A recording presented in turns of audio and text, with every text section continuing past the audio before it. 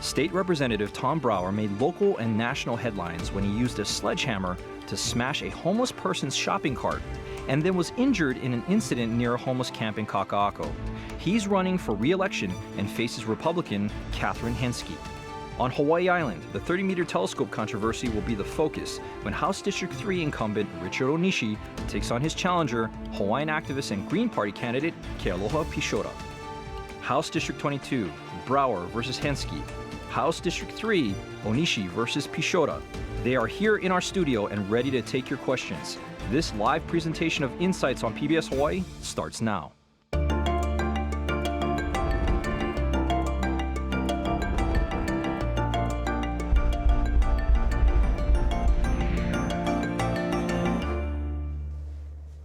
Aloha and welcome to Insights on PBS Hawaii. I'm Daryl Huff from Hawaii News Now.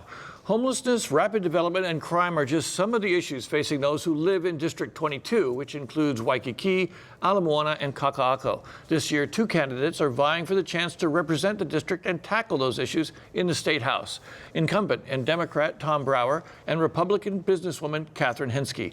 We'll hear from them coming up. Then the two candidates on the ballot for State House, Seat 3 on Hawaii Island, will join us for discussion. The district is large, more than 52 miles long, and includes South Hilo, Keaau, and Kurtistown.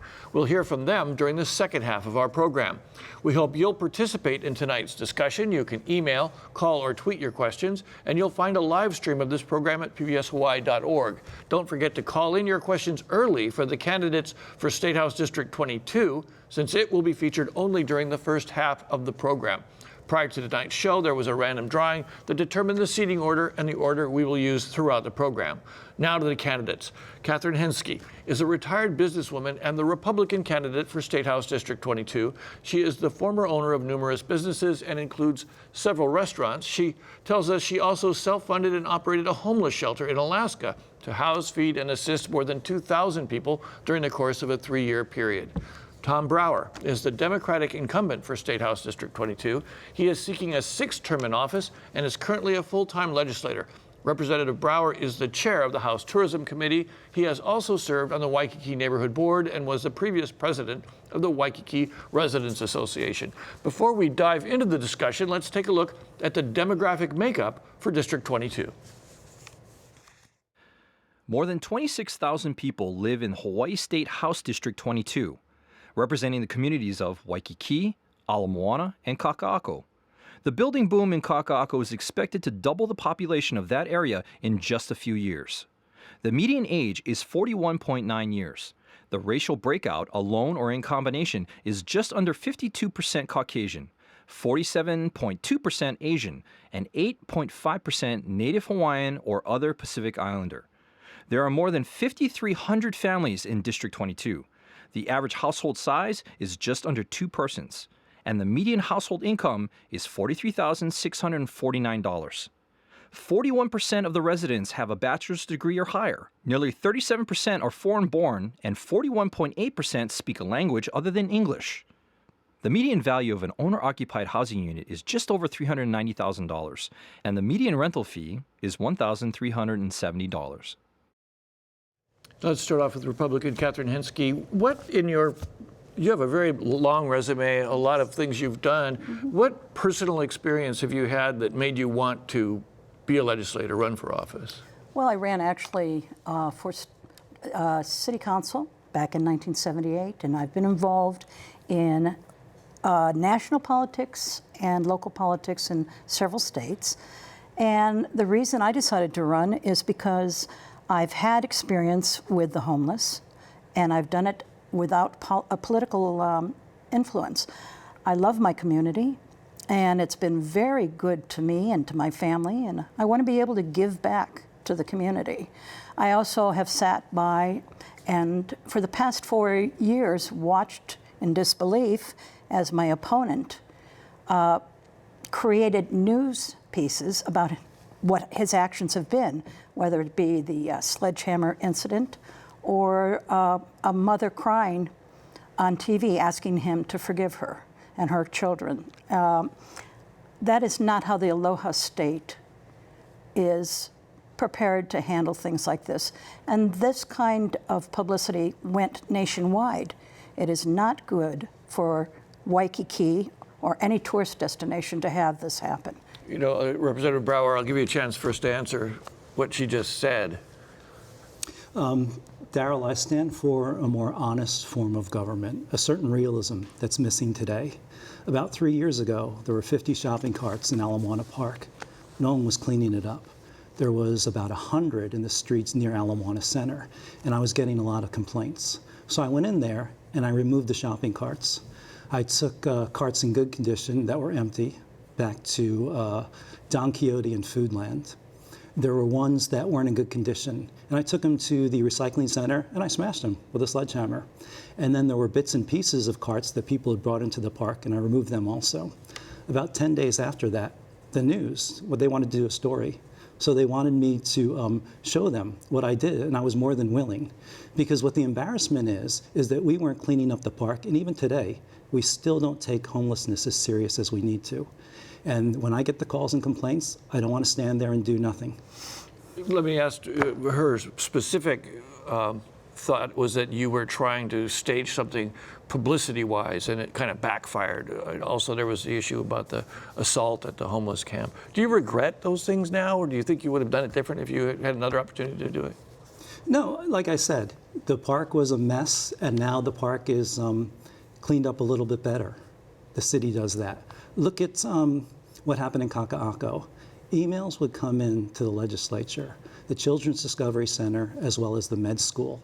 They were constantly being harassed. They were being broken into. There was urine and feces at their doorstep. This was going on for months.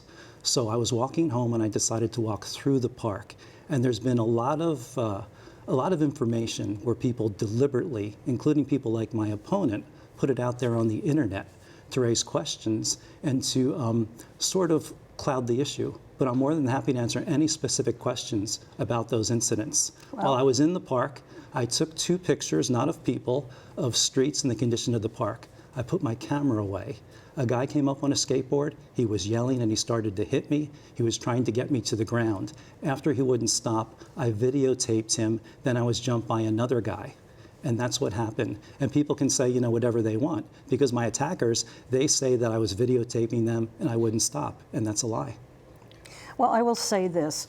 I think that there are laws that should be obeyed and laws that should be enforced. And one of them is if there is human feces, which obviously there is, with the recent scare of hepatitis A, if you walk through human feces, you can contract hepatitis A and hepatitis E, along with several other diseases. And we need to enforce the laws that say, if you defecate in public, you're going to be arrested or you're going to be taken away from that area. As I do wonder, though, about the thought process of my competitor going out and buying a sledgehammer, going out and actively thinking, well, I'm going to go down to the park today and I'm going to destroy a bunch of shopping carts that don't belong to me. To witness the mother, Tom, as a mother myself, to witness the mother that was on TV begging you to forgive her 16-year-old son. You say a man, it was a 16-year-old boy. They've since moved into housing and they're off the streets, and I think that's great. Let me move this along a little bit to get more specific about some of the issues around homelessness. It seems like this is a real point of contention. Yeah. Representative Brower, in a way, by these actions, you kind of got labeled as being less than a compassionate person toward the homeless, being more aggressive toward the homeless. Do you think that the state has been too compassionate to the homeless, or about right, or do you think that you could have been more compassionate? Well, I think that government, there's a sense of a misguided compassion, and that's gotten us into the mess that we've seen all over, and we see the complaints, the letters to the editor, the television stories. So I went out there and did some things that needed to be done, and sure, people are going to deliberately misconstruct what I did, and that's how it goes. Kathryn says that the mother begged for forgiveness. I returned to Kakaako. I met with the mother. She wanted to go on TV, and she cried. And I told her, I never judged your son to begin with, and I don't judge the other people who jumped me, because there were several of them. Well, let me again move on to this, try and talk about this issue of compassion. Do you feel that the progress to end homelessness has been compassionate enough or not compassionate enough, too compassionate? Do you think compassion has gotten in the way of clearing the streets? No, I honestly don't, Daryl. I don't think compassion has anything to do with it. I think the $200 million that this state has provided for solving the homeless problem has been misspent. If you look at the numbers, there are 7,500 homeless people currently. And if you work those numbers out, we spent $26,000 per individual to try and get them off the street. And Tom has suggested a tent city. That is just moving them from one grassy knoll to another. It's not feasible. Well, let me ask this, though. I mean, what is the way of doing it, then? There are several ways of doing it. First of all, if I'm elected, I will work with the city and the state to identify lands that are owned by the city and state that might become available for tiny houses or for more of the container homes. And I would also like to see the possibility of manufactured home villages in certain areas. There's no law against manufactured homes, and this would provide homes for families. Right now, the compassion should be for the children. Tom, how would you respond to what she's saying about what's the best solution to ending this problem? Well, we see that homeless people are camping everywhere. 6 years ago, I proposed that we allow people to camp and provide areas where they camp. And that's what we see today, in part. We see that going on Sand Island. We see that in West Oahu. And that is going to be the future. Maybe micro homes.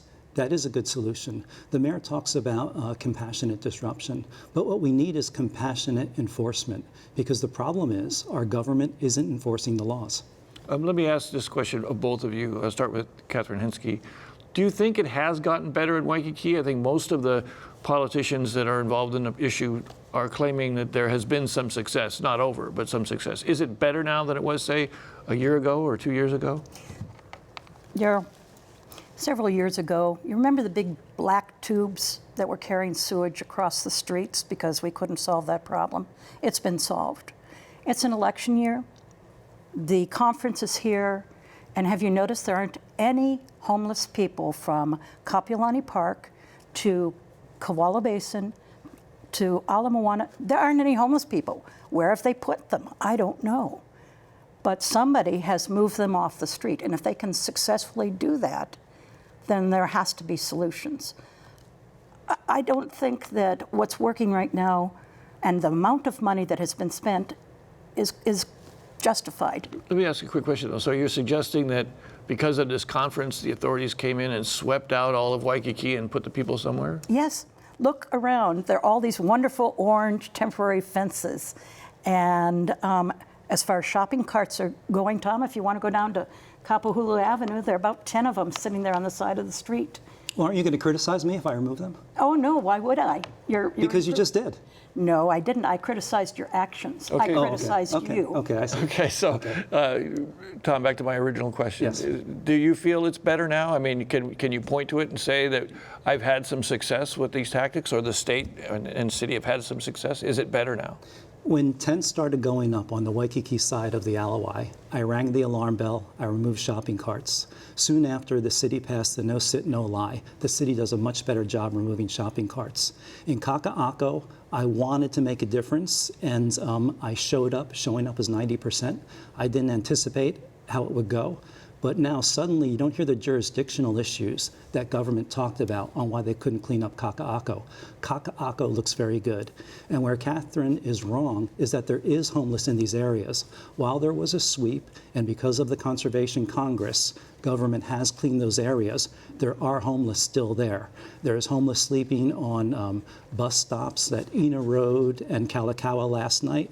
There are homeless sleeping across from Ala Moana Center, and there's homeless in Kakaako. Not as many because of the Conservation Congress, but they were there last night when I made my rounds. Got our first question from a viewer, and again, it's about homelessness. Asking, both candidates are going to do something for homeless. What will they do? And you both have talked about housing situations. But beyond that, what do you think is the key? You've got some chronic people that just won't go into housing. Kathryn Henski.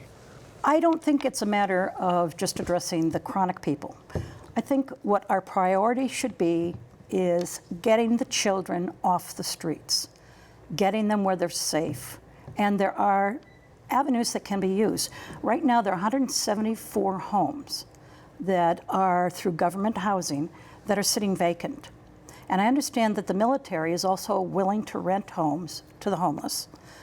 And that would put people off the street. But because of a lack of proper plumbing, windows, and things that need to be fixed in these houses, they're not habitable.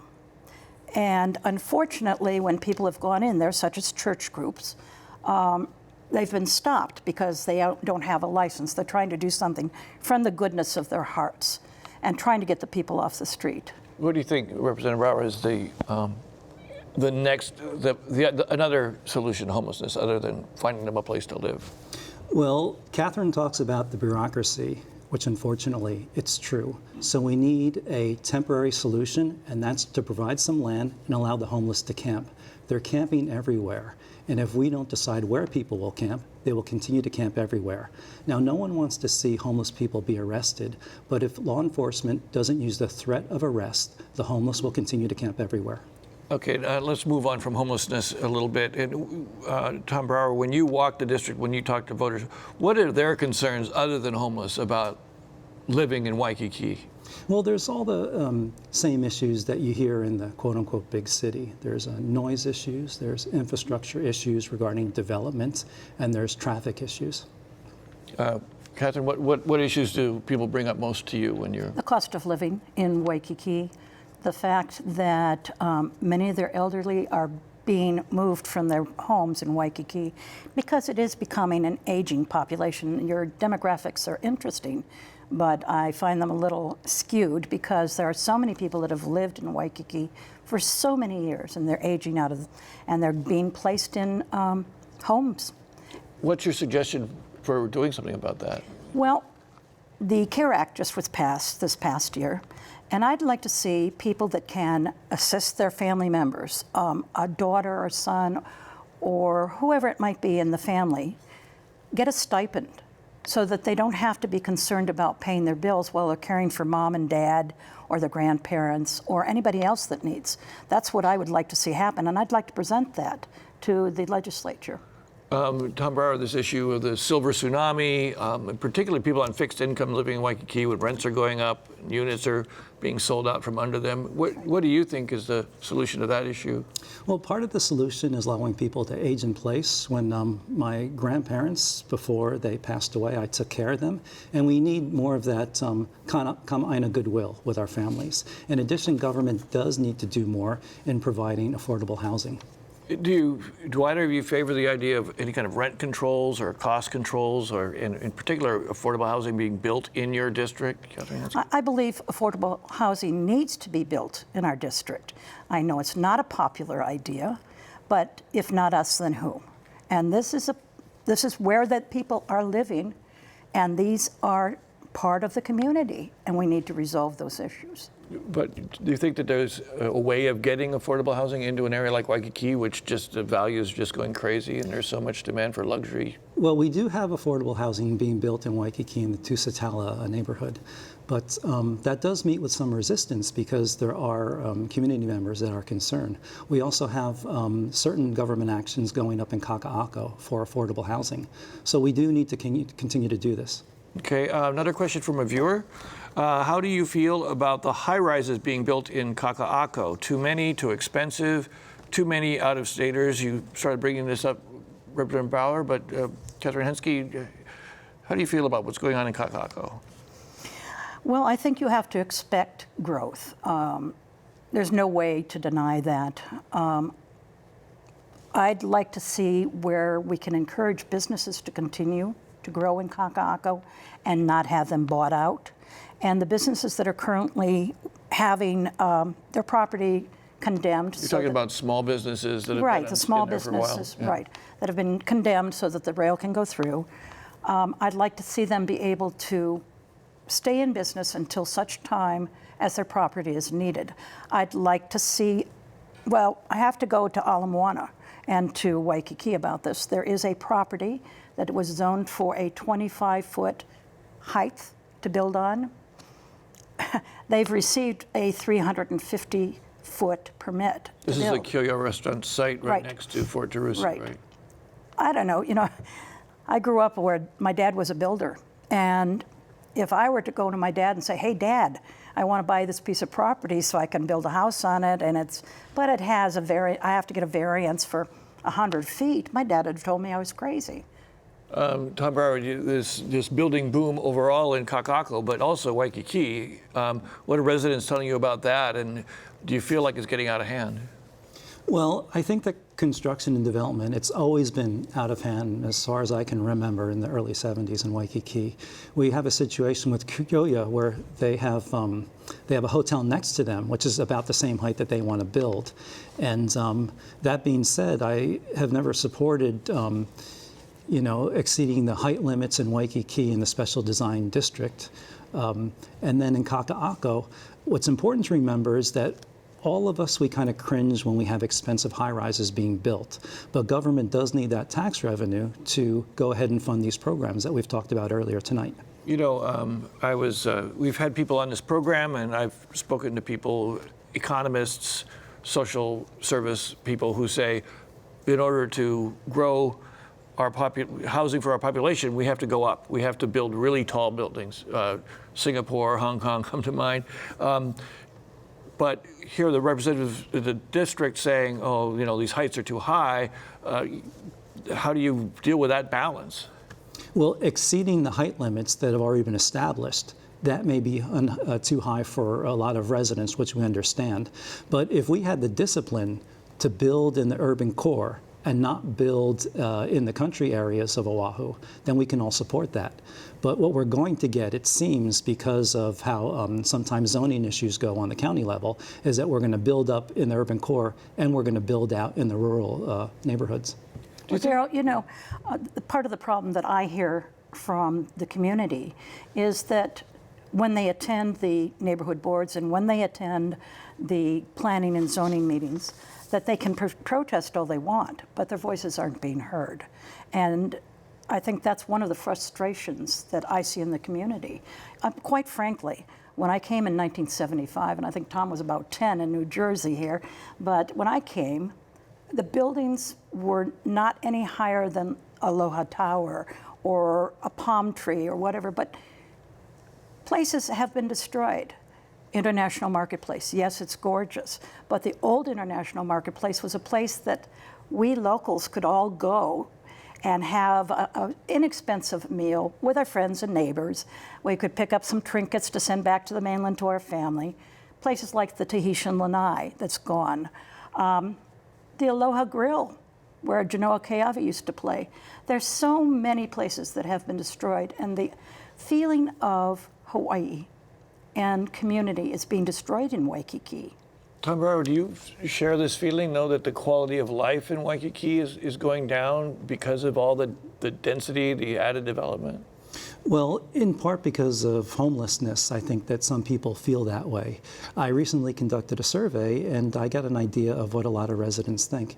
And Waikiki still does have that charm, and we see the renewal on Seaside Avenue and more recently the International Marketplace. So we just have to continue to cherish what we love about Waikiki, but then we also need the new instant classics like these developments.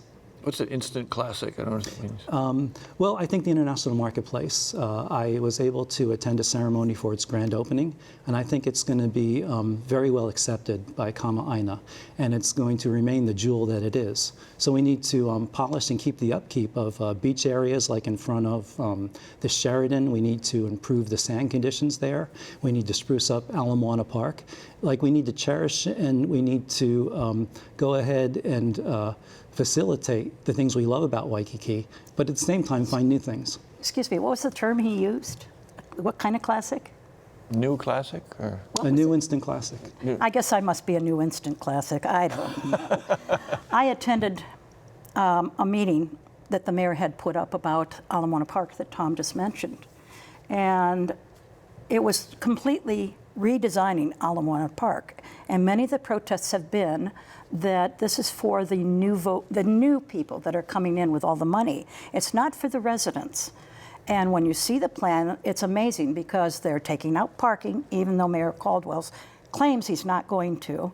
And so I walked around and spoke to the developers and the engineers because nobody would put forth an amount that this would cost us. I finally got an estimate from one engineering firm that said somewhere between $22 million and $26 million for Ala Moana Park. We're in so much trouble right now, and we're in so much debt that we have no right spending that amount of money for a park that benefits the residents. Yes, it needs sprucing up. I agree with Tom on that. But it doesn't need all the fancy footwork they've decided to put forth. Let me ask, do you feel that the residents, do they express to you a sense that they're being forgotten in all this? Yeah, I think there's always that feeling, and I get that feeling too. So, you know, we'll see. The mayor has had some proposals, speaking of Ala Moana Park, and we'll see where it ends up. Originally, I believe they were trying to get blue bike paths and running paths, but then they changed the color due to community input. So we just have to, you know, keep reminding people that it really is the residents that make these neighborhoods on Oahu special. Do you feel that sometimes that Waikiki's being sold down the river? Yes, I do. You know, and I love that Tom says this is a new classic. I can't go in and buy a $1,000 purse, but I could have gone to the old International Marketplace and bought a fanny pack made in Hawaii, and about 20 bucks. Let me ask you, do you have some regrets, though, about the old places being replaced by the new places? Oh, of course. I miss all the old places. But how do you stop development? And then a lot of people, they do want new things, and you do need to reinvigorate Waikiki. And if you want that to be the tourist mecca on Oahu, you are going to have to reinvest in your infrastructure as well as the aesthetics. And I agree with him on that. But I think it has to be careful development. I think that we are just going whole hog and no concern for the people that are residents in our community. And we have to start listening to them and responding to them and actually doing what we're elected to do. Okay, well, thank you both. Representative Brower, Kathryn Henski. It was enjoyable. Half an hour, went really quick. Thank you. Now, before we go to the candidates for House District 3 on Hawaii Island, we have a story from one of the communities in that district produced by Keaau High School students for Hiki No. This is the story of how their community came together and what was learned from the experience. On the windward side of the Big Island of Hawaii, there's a premier surfing spot called Honolii. Honolii is known for its consistent year-round surf. Not so long ago, Honolii was a dramatically different place. Overgrown, littered, and unwelcoming to the general public. In 2003, a man named Keith Nels, known as Brada Skibbs, took it into his own hands to clean up the beach. He has since formed a non-profit group called Basic Image. But we started our first project down here in Honolulu in 2003 with a bunch of brothers and sisters that believed in cleaning up this place.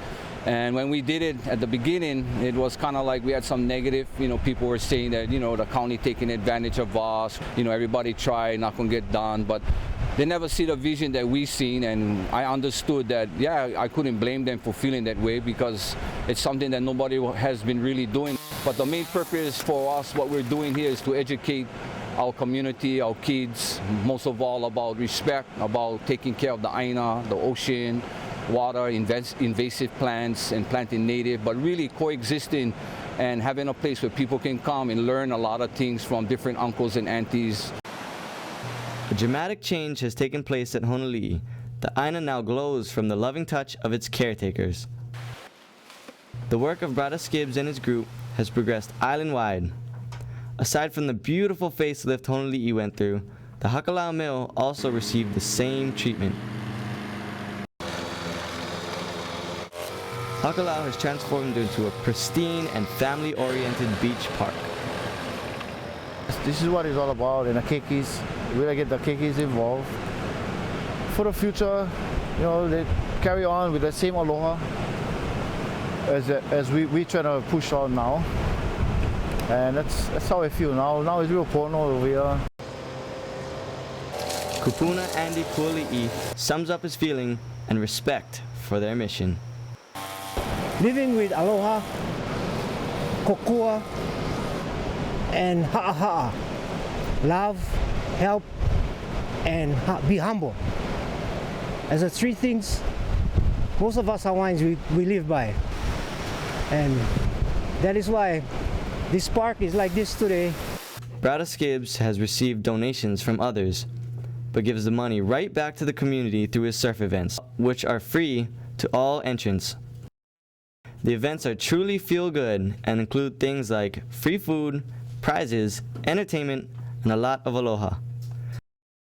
Brada Skibbs held this event for every beach they helped out: Honoli'i, Hakalau, Waiuli and Keaukaha, and Pohiki in the Puna area. Make sure to teach the keiki, and the only way that you can teach them is by example. So we lead by example, action speaks. That's our whole thing about what we do. But we allow everybody, and we allow everybody to come down to this beach park.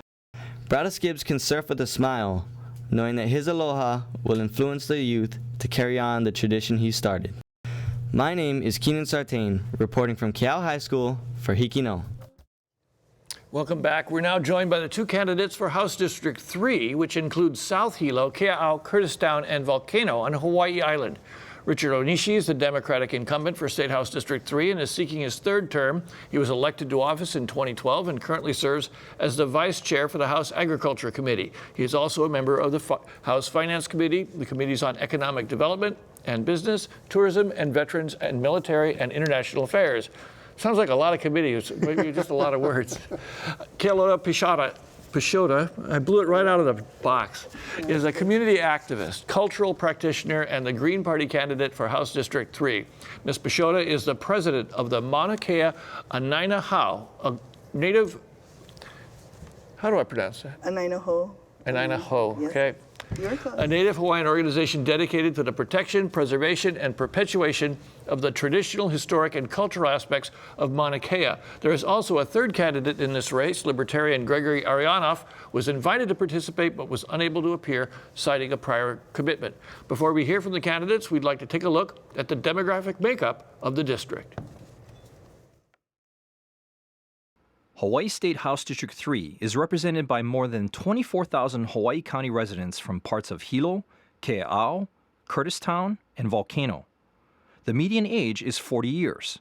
The median household size is just under 3 persons. There are 5,370 families in the district, and the median household income is $45,882. The breakout by race, alone or in combination, is 51% Caucasian, 48% Asian, and 33.8% Native Hawaiian or other Pacific Islander. Nearly 90% of the residents have a high school degree or higher. 19% of all people and nearly 15% of all families are living below the poverty level. The median value of a single-family owner-occupied housing unit is just over $255,000, and the median rental fee is just over $1,000. It's been pointed out that I should also point out this district includes Keaau, which is a really big area. Representative Richard Onishi, we know about your time in the legislature, but what was your real job before this? Well, prior to getting in the legislature, I used to work for the County of Hawaii as a computer analyst for 22 years. And prior to that, I worked as a computer programmer for KTA Superstores. So what made you decide to become a legislator? Actually, I guess my concern over the people that were running for that office, the incumbent was Bob Herkes, and Bob decided that he was going to run for the Senate seat during the redistricting. And the person that had decided to run in the office, I did not feel comfortable in representing me. And so for a number of months, we were trying to search out for different candidates to run for the district. And not being able to find anybody, I decided 2 days before the filing deadline to jump in the race. A moment of inspiration. Kealoha Pisciotta, what made you decide to run for office? And we know you've been very active in the Mauna Kea movement. Was that the primary thing that got you into office? No, I think, yes, in part. But I think I'm excited. I think Mauna Kea helped bring to my attention the fact that we needed to, and we want to raise the standard of aloha. And that should include in our political realm as well. And that's what made me excited. And what did you see in the political class that made you feel that way? well, I want to be a part of a new voice for change. And I hope that that change is led by, you know, the Aloha spirit and even a campaign. I don't want to run a negative campaign. I want to participate in positive. I think the low voter turnout that we see in Hawaii is a function of people who are tired of politics as usual and kind of the ugliness that can develop. I'm not saying that it's here, but what I am saying is overall, and I think that's one of the reasons why I want to participate in it. Yeah. Okay, cool. And Richard, when you walk the district or talk to people in the district, we've heard a lot about Mauna Kea. We'll talk some more about Mauna Kea, but what are the concerns you hear from people when you walk the district? What are their biggest concerns? I think for our district, because of the size of the district, I think medical health care is a really important key. You know, we have Hilo Medical Center, which is in Hilo, but we also have Keaau Hospital, which is in Pahala. And both are part of the HHSC, Hawaii Health Systems Corporation. The public hospitals. The public hospital system. And I think, you know, both are on the extreme ends of the district. And so people like, for example, in Volcano, they're sort of like caught in the middle. It's about a half an hour's drive at least in either direction to get any kind of medical help. So that to me, I think, is the number one priority. Secondly, for young families, I think education is a really important concern of theirs, the quality of education in our schools. And then thirdly, it would be jobs and the economic situation in our district. Kealoha, Pisciotta, are you hearing similar things? Yeah, I am. I would agree. And I think one thing people forget is that our districts are practically as big as Oahu, and there's no infrastructure like Oahu at all, including, for example, water. I'm very, I've heard a lot of concerns because our residents can't even. They're on catchment oftentimes. Well, there's no cell phones and no big hunks of it. Yeah, and yes, exactly. But I agree. The services that we need for elders also is very important. We have people moving out of our district because they're moving to where there's better health care too. So I would agree that that's very important. And you know, one of our first questions from a viewer is about the health care, and they mentioned. The viewer puts it this way: what is your opinion regarding the mess at Maui Memorial Medical Center? What would you do about this?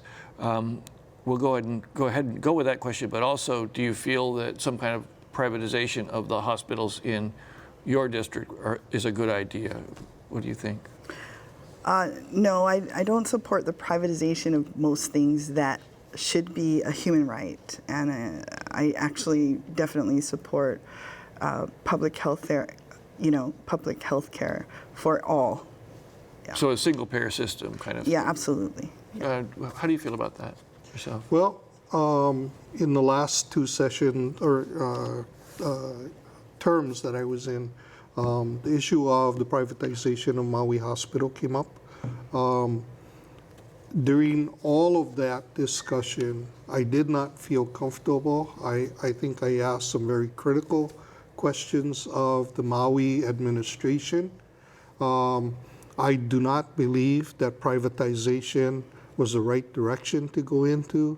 I was one of the few representatives that voted against privatization of the Maui system. Let me ask a question, though. Why wouldn't privatization work in your circumstance, but it seems to be what everybody wants on Maui? Well, the Big Island is so huge. Our population, when you look at, on the Big Island, we have two hospital systems. We have the West Hawaii region and we have the East Hawaii region. Maui has one state hospital region. And so they service the 140,000 people on the island of Maui. On the Big Island, we have maybe 160, 180,000 people, but we have 2 major hospitals.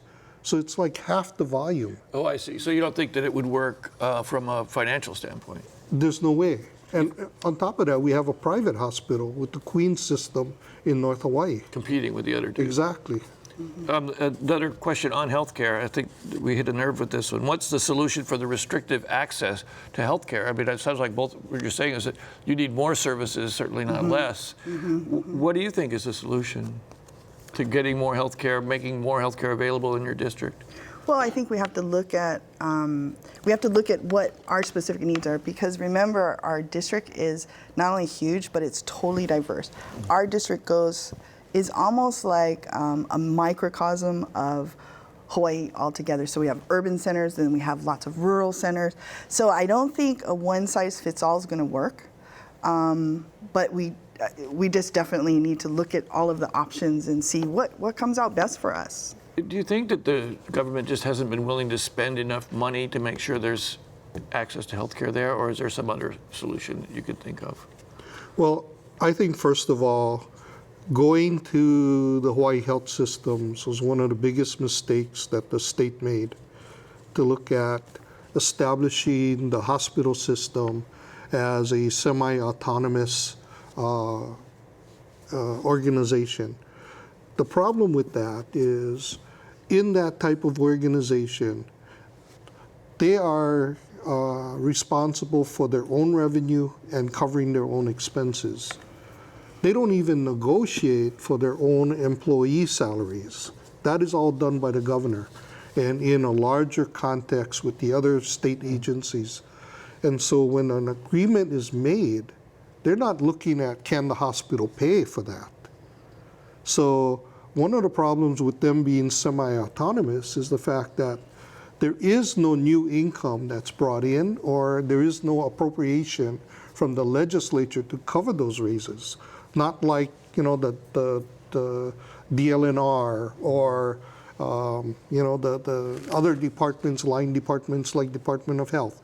Whenever there's a raise, the legislature figures that into the budget, and the governor figures that into the budget for them. So it's almost like a false equity issue. It's equal all across the state, but when you get to a big district like this, you need more resources there because of the difficulties. Exactly. Okay, let me move on to another question. We got another question from a viewer from Ross. Do you feel the state spends an adequate amount on education? Kealoha, Pisciotta, do you think? I think we have shortfalls in education. And I think part of it is because we have too many sweetheart deals. And I'm just going to use Mauna Kea here as this example. There's one of many, but for example, 13 of the richest nations on the planet pay $1, and I would work, they pay $1 in lease rent. To be on Mauna Kea. Yeah, and I think while I agree that the university should be allowed to only pay something like that for a long-term lease, I don't think the foreign countries get that benefit. They're not even voters or citizens of Hawaii. So I would, I use that as an example. However, if and that money, the rent that should be paid, would go into the general fund, and that's where much of the education funding should come from also. And I also want to just say this. The teachers union has a great 10-point plan, and one of their points to make up for these shortfalls is to actually add a small tax onto off-island residents. I think that's what they're called, homeowners who don't actually live in their homes here. And there's some staggering numbers someone just shared with me.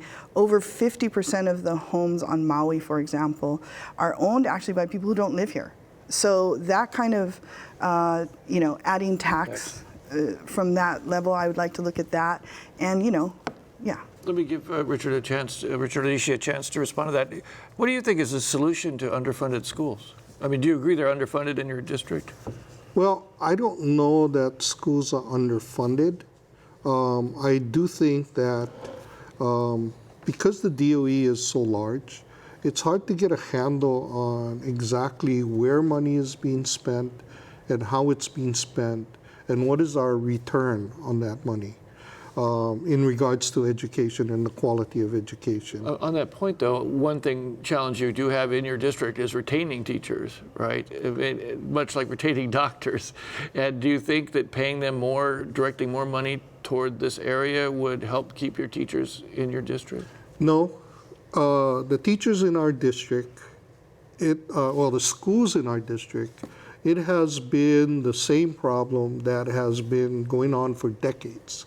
I mean, there aren't too many people that want to live out in Nalehu and Pahala and in Mountain View.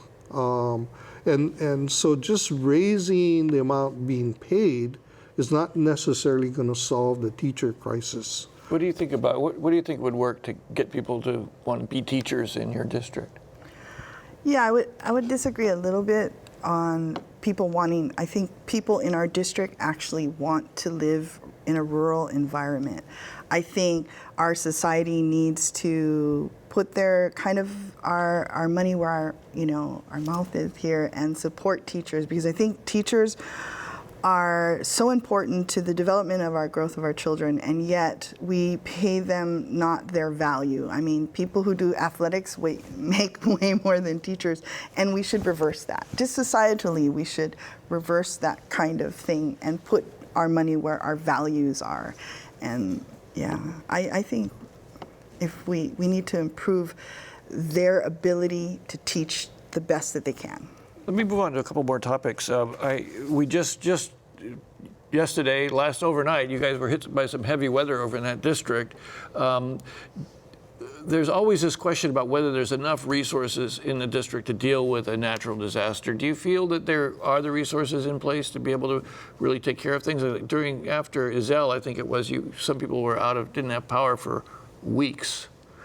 Well, I think part of the problem with Iselle was the fact that we had so much damage, especially from albizia trees, which caused havoc not only on the power system, but also on the road systems. And because these trees were so huge, it took a lot of time to get them cleared and to get people to be able to get in and out of their homes. Now, 2 sessions ago, in 2015, the legislature allocated $1.5 million to the Department of Transportation to help the Big Island with addressing the albizia problems along state highways. So I worked with HELCO, the Department of Transportation, the County Public Works, the Big Island Invasive Species Committee, and we came up with a 5-year plan to look at mitigation of albizia in our critical infrastructure, for example, power lines and roads. And so the total funding for that was going to be a shared cost. As you probably have heard, HELCO, since Iselle, HELCO spent about $16 million on trying to do albizia control and control for their power infrastructure. Well, HELCO has agreed to match the $1.5 million and to look at our state highways and to try to correct the problems that these invasive trees have in their power lines as well as on the roads. This last session, I was able to get another $1.5 million to be matched. Sum that up, because I want to make sure we get to more questions. And let me, Kealoha, Pisciotta, Yes. The question is, do you feel prepared for another big storm at this point? No, I don't. Like I said, our district's so huge, and it's not a one size fits all. But what does need to happen, for example, our roads go out all the time, and roads are a big issue in this district. And so but roads are actually sometimes the kuleana of counties and or these private subdivisions that have these roads. So what I would like to do is to work with all 3 of those entities to try to come up with better ways to improve that, and overall to improve how we are able to respond, because one thing is the water. People needing water, and they were giving away lots of water in the bottled water, but there are some really interesting and great systems that they have now where they're called life bottles, and they actually have these large systems. So we could have those throughout our district and bring those out. And I want to talk to, civil defense about that kind of stuff. It's good. They could provide clean water even when we can't get it out to everyone. That Albizia issue is very interesting. I was just in your guys' district a few weeks ago, and I was struck by, there's still huge stands of that all over the place. I think I drove down to Pohuiki in a road that felt like it was 15 feet wide, and it was just, that's just going to get white, right? And so how much money should be invested to try and get rid of those trees? We talked a lot about right around the corridors, but are we stuck with these trees forever? What do you think about the Albizia situation? Well, I think it kind of is just overall the invasive species issue is just big, and we need to work on it collectively. And actually, some people are finding useful uses for the Albizia. We should find a useful use for them so that if we're taking them down, we need to, and also they make it hard for the native forest to flourish as well. So maybe a private industry answer, get some business we need to getting rid of these trees. Find someone who's willing to take them down. And do you see any hope in that? I mean, do you think that we're ever going to get rid of these trees? Or Well, I think there needs to be a plan established. And so, like I said, we worked on a plan to look at critical infrastructure to try to ensure that we're not only taking down the trees, but we have a system to maintain them. And we are working with the county, the Big Island Invasive Species Committee, the state DOT, and also HELCO. Okay. So I did promise we would talk a little bit about Mauna Kea. Richard Onishi, what is your feeling about the telescope? You feel it should be built? It's important to the economy of your district to be? I support it, and I've supported it from the very onset. I think a large majority of the people on the Big Island support it. I think it'll be very helpful for providing job opportunities. They already currently provide funding. We talked about the sort of like an impact fee, and they're already providing about $1 million a year in impact fees, some of which that funding goes directly to STEM education programs in the public schools. So, I think it's a great project. I think it'll provide high-paying technical jobs for people on the Big Island, and so I'd just like to see it move forward. I know you're opposed to it, but you did mention the sort of sweetheart deals. If they convinced you that those sweetheart deals were going, do you think that there might be an opening to support this particular project? Well, yeah, and let me address the Think project really quickly. The Think project is fine.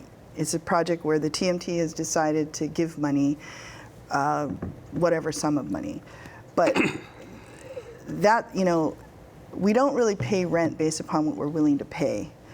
State law requires that rent is to be paid for the use of ceded lands, of which Mauna Kea is in its entirety ceded lands. So that is where it is not being adhered to.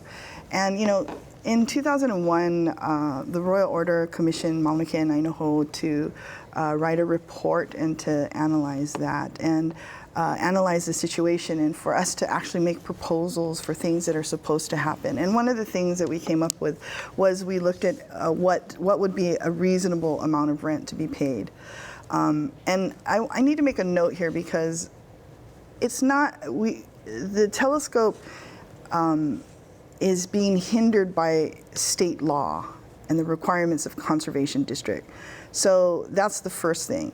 It doesn't matter that if they're paying rent that somehow that would make a difference, because we've explained it in a number of ways. If they were building a hospital, the issues would be the same if they were doing if they were approaching land use in the same way. Mauna Kea is a conservation district, and conservation districts are for protecting things like our aquifers. There's 7 aquifers under Mauna Kea.